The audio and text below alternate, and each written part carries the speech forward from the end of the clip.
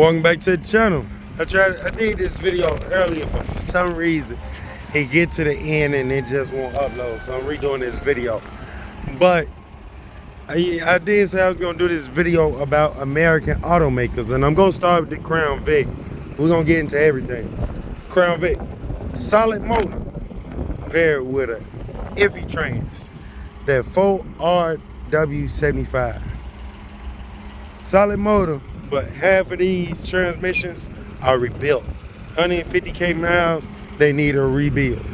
You know, now I'm gonna get into how GM and Fords and, you know, 4-cylinders are, and the 8-cylinders with the GMs. You know, the V8s with GMs, they solid. 5.3s, the 6.0s, 6.2s, they solid. I don't think 6.2 got this issue though. I could be wrong. If I'm wrong, correct me. I don't mind being corrected if I'm wrong. But definitely the 5.3s and the 6.0s, they come in any 07 and newer GM. If it's a V8 07 and newer, it got this issue. AFM, DOD, you know, whatever you want to call it. The full name is Active Fuel Management, or DOD, demand on power, the power on demand, whatever. You get what I'm saying.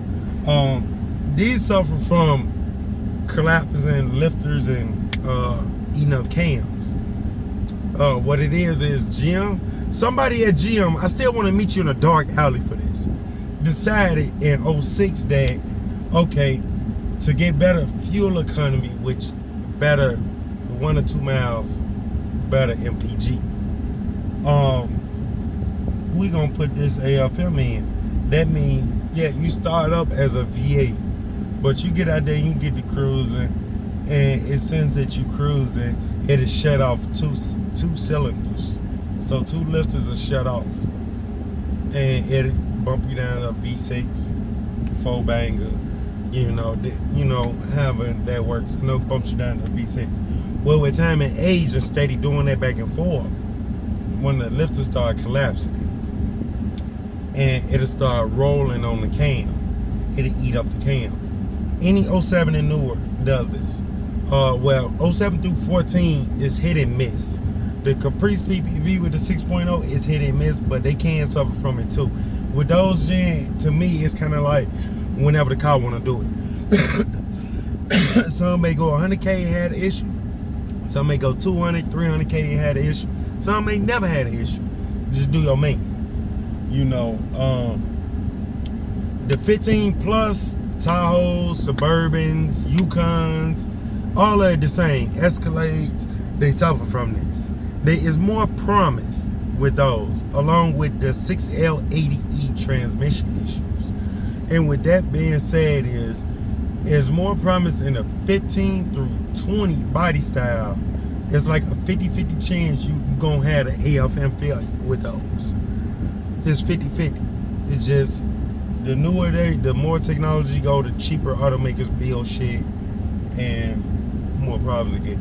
Okay, with the 6L80E, this comes with anything 09 and newer with the 6-speed transmission, the trans thermostat. And I noticed this on my Tahoe I had. One day I was cycling through my dash, and he said my trans was running at 176 degrees. Basically cooking the transmission fluid. You get some that's running at 190, 200 degrees. Again, this goes through anything 09 through 20, I'm gonna say. I think the 21's got an 8-speed or a 10-speed trans. I'm still learning about those. But the 6L80E, it basically cooks the damn transmission. The transmission fluid, it suffocates it, running so hot. You should normally be running at 140 to 150 degrees. You know, try to stay under the 140 though. Under 140, under 145. Try to stay under there. So it's best to pull the transmission, do the bypass, do the thermostat, delete. Somebody at GM, I want to meet you in the dark alley for this. Now we switching on to Fords. Now Ford, I want to meet you in the dark alley for this. Somebody at Ford in 2011, 2012 decided it was a bright idea to do an internal water pump. What I mean by that, okay, anything with the 3.5, well, this in the Ford Flex, so they was doing this before. They was doing this in like '07, and we just didn't know it because, you know, some of these cars wasn't like popping like that. Anything with a 3.5, 3.7 motor, water pump issue. And it's not like how you got water pump leak, okay, you can wait till your payday, you can drive, just keep out your coolant. No, with these 3.5s and 3.7s, when you develop a water pump leak, park it. Antifreeze gonna start mixing with your oil, grenade your motor, now you're looking at a motor. And them 3.5s, 3.7s, not cheap motors. You're looking at $2,000 or better just for the motor, right? Unless you catch somebody parting one out, that's good. But typically, the water pump on those only last for 100K. You know, so if you change yours, you good for another 100K, then you gotta change it again. But the 3.5, typically, the 3.5s and 3.7s, they typically come in anything ranging from the Mustang, the baby V6 Mustangs, the Ford Edge, all four Edges, the Ford Flex, the Exploders, that's why we call them Exploders due to the water pumps. And yeah, I'm driving on Afghanistan. The Tauruses, the Exploders, you know, the water pumps just fell on those. Ford just couldn't get it right. I want to meet y'all in a dark alley. You know, it's not an easy job. It's engine out job type. Because you might as well replace the timing. You got to replace the timing chain too, because it ran off the timing chain. It's internal. Now, switching back to GM. Now, this GM and Ford. Never buy any 4-cylinder GM nor Ford. Trash. Any GM 4-cylinder Ford or GM, run away.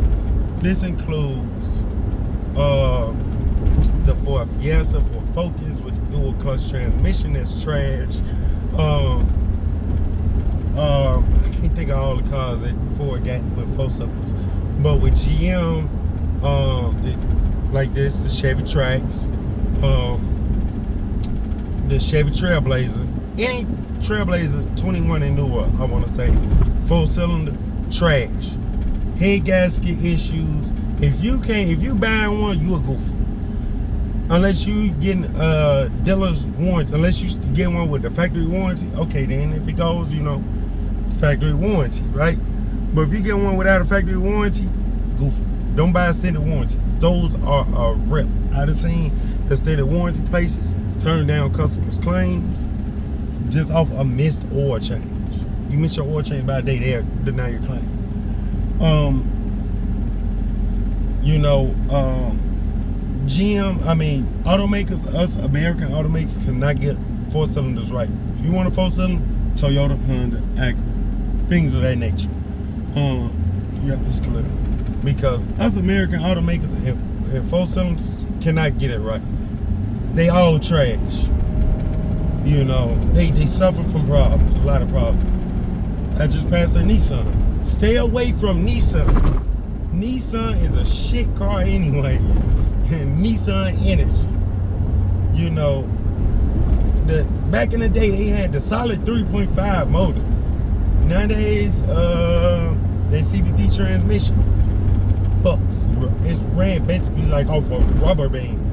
You cannot find nobody that would if you find somebody that would rebuild a CVT transmission, they're gonna lube your pockets and they're gonna fuck your pockets. You know, stay away from Nissan. Unless you get a factory warranty, stay away from Nissan. No, don't do it. But them the cars that you stay away from, them cars that, you know, you got it, look at you know, make sure, go through it, you know, be prepared. Because I do want like a 2018, 2019 Denali. But I would straight do the AFM delete. I would break down the motor, do the AFM delete. I would break down the transmission, do the, is it clear? Yep. Break down the trans, do the thermostat delete. Keep my transmission running at a smooth temperature. Be straight. I will be straight. You know. But those are issues. Those are cars to stay away from. You know, if you buy one, just pray to God it lasts. because the 4-cylinders with GMs and Fords get to 100K miles, it's shit. It's you finna have nothing but problems. Nothing but that's even if you make 100K. Them motors is not built to last. The only way they will last is if grandma drives it.